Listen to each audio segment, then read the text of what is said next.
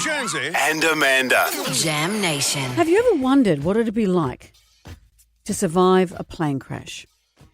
Well, in May 1970, George Burk, an Air Force officer, took to the skies in a small aircraft along with 13 others. Just minutes after takeoff, the plane suffered explosive decompression, sending the aircraft hurtling back to the ground. Everyone except George died. George was the sole survivor. And here we are, over 50 years later. He's still here to tell his story. Hello, George Burk. How are you? Good day, mates. I guess it's too early to put a shrimp on the Barbie. Yeah, It's never George. too early to do that, George. Good work, you've established all that. So, mate, what's it like? What's it like to be in a plane crash? Yeah, what happened that day? Take us back to it. Well, I'll start. I'll be quick. A lot of things happened inside the airplane. We were found out we were at 2,900 feet on climb out. First thing I noticed was a window crack. Then a few seconds later, the airplane had what they called rapid decompression. All the windows were blown out. I glanced quickly to my left and then to my right. I was seated in the front compartment with two of my NCOs. The props were windmilling. Flames were lapping over and under the engine cowling. I unbuckled my seatbelt with the airplane going down, pitching, yawing, and rolling. I stood up and did a 180-degree turn, grabbed a hold of the structural bulkhead doorway, looking down into the cockpit. The nose was split open. The top part of the canopy was flapping. The instrumentation panel was back on my boss's lap, who was flying as co-pilot. The left side of the cockpit was completely gone. It was open.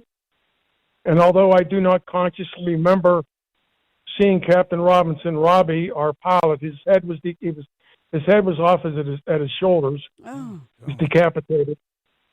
I sat back down on my seat, buckled my seatbelt in a survival position as best I could, put something in my lap, perhaps a cushion, had blown free, and the last conscious thought I remember having was, I hope my insurance policies are intact.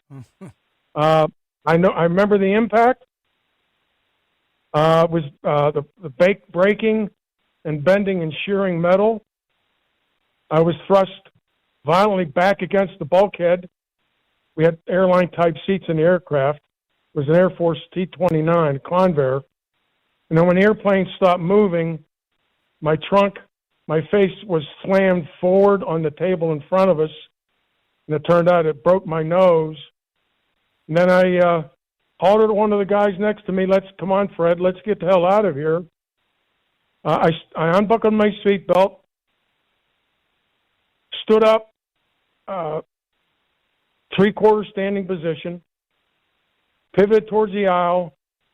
The next thing I felt was large, like buckets of scalding hot water being thrown on me. It was what people told me later what's called a flashover. Then everything went black. And then I don't know how long it was, only just a minute or two. I opened my eyes outside the airplane, face down. I don't recall doing it, but I told those around me for many weeks when I was in the ICU. I was in the ICU at Brook Army Medical Center for 3 months, not expected to live, and 18 months in the hospital. When I was still somewhat alert for the first 7 to 10 days, one of the things I told the rescuers and my hospital staff at the burn unit that I dug my way out through a crack in the fuselage of the airplane. I don't remember doing that. I don't know how long I laid there. I rolled over on my back. I looked at my hands. My hands were charred black. The skin on my left hand, I was left-handed, was hanging like a glove, a softball-sized glob of skin. God. I looked at my shoes. My shoes were still on, fortunately, or my feet would have been burned off. The laces in my left shoe were gone, which I found rather unusual. Yeah. I thought I heard somebody crying for help. I rolled back on my stomach, elbows and knees, crawled maybe 10 yards to the airplane. and heard a muffled explosion, hissing noise, and another explosion. I felt a great deal of heat in my face. And after a few curse words, there's nobody alive in that SOB. I did a 180-degree turn and crawled over crawled back to where I opened my eyes, overturned on what turned out to be parts of airplane and eucalyptus trees. And you were the sole survivor of this. That's extraordinary. How long story. until you were rescued? Well, no one knew that. It was just literally minutes. But no one knew that I was found. The first people on the scene were volunteer firefighters from Shelbyville, California, which is near Novato. They found me about 40 minutes later down the pasture underneath some trees where I managed to walk. Oh. But the story that came about, which was true, a rancher named John Davio and his wife managed a 2,000-acre cattle ranch in Shelbyville.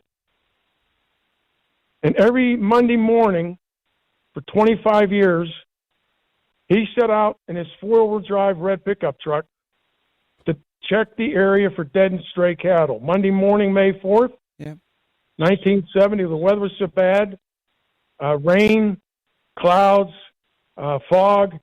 He cut short his trip and come down through a ravine.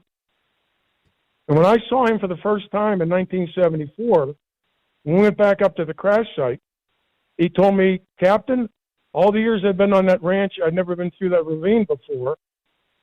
He was headed back down to the ranch, smelled smoke.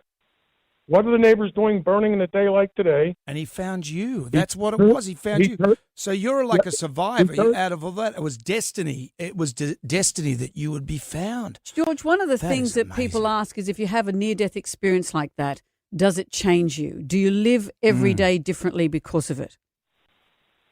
That's a good. Every day's an adventure and every meal's a banquet. Yeah. No, and that's something to live by, George. That is something. Well, that is just an amazing George, story. thank you for giving us an insight into that. And the fact that today is story. In Australia, it's September 11 today, and we look at what went terrible all those years ago. For you to come out of that, George, thank you for sharing your story.